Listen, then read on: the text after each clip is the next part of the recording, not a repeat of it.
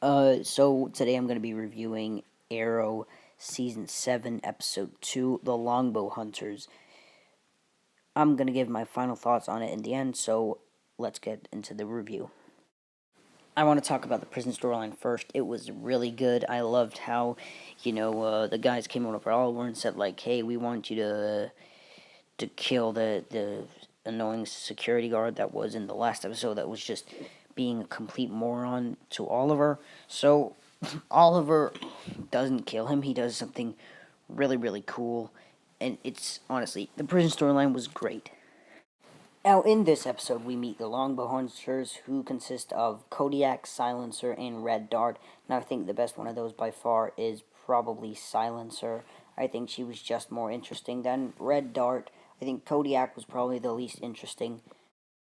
The whole Argus storyline, Felicity's a moron. Diggle was great in this episode. Probably, I would say, Diggle's best episode. Honestly, Felicity left Diggle to die on that frickin' train. Curtis had to push her.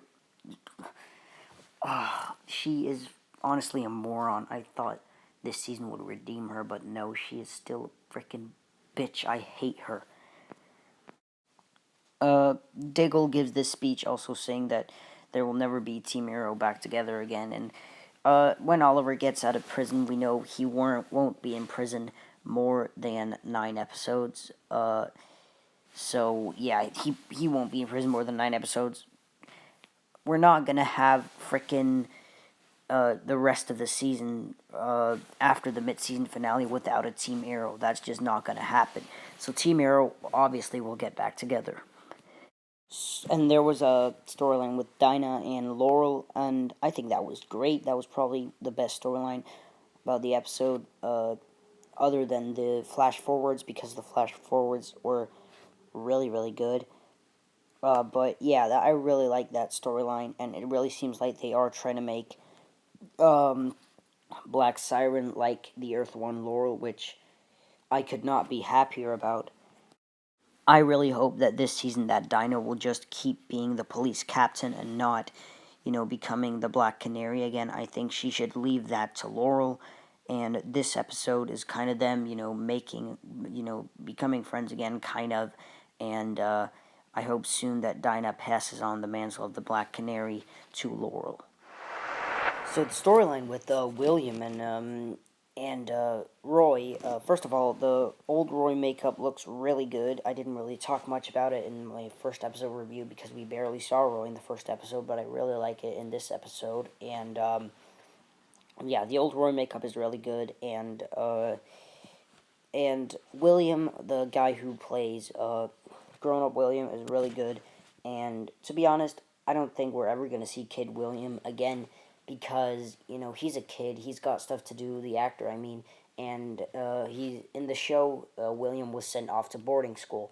And on the island, older William said that Felicity and Oliver abandoned him. So I guess they sent him off to boarding school and then, like, I don't know. I just hope we don't see Kid William again because I don't want to worry about where he is all the time and I don't really care about him.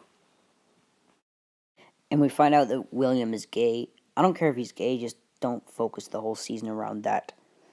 Something I thought was really stupid, probably the worst thing about this episode, was that the Hosen is a tracker. I thought that was so annoying, how the Hosen has been a tracker the whole time. We find out that in the flash forwards. That is really stupid. The Hosen, that it was a tracker. Shadow gave it to Oliver, and Oliver gave it to Thea. Thea gave it to Roy, I think. He gave it back to her, and then Thea gave it to Felicity. I think that's how it was. So maybe Felicity put a tracker in it and gave it to William. I don't know. But if it has been a tracker the whole time, that's just stupid.